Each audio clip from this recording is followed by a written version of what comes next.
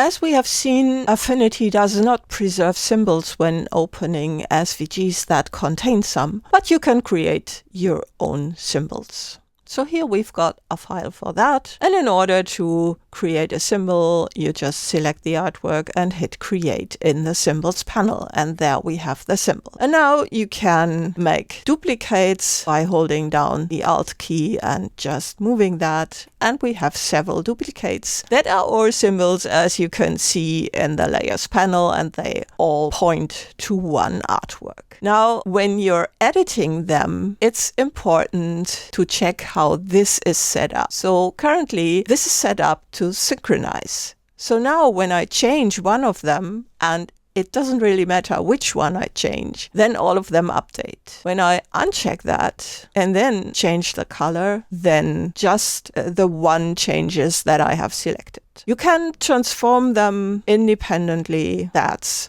not a problem. And you can also edit some more of them. So if you want to edit some more, then you can draw an additional object. I'm going to paint that white. And now we have to check which one that is lying on top. And of course, we have to turn this editing on. So I have to drag it into this one here, like this. And then you see it gets added to all. Setting back these change ones to the original one is not possible. It's not meant to be. We do not have any commands to do that in here. And we do not have anything in the menu that allows us to set them back to the original. Also, when we export that as an SVG, so let's go to the SVG for export and then save that.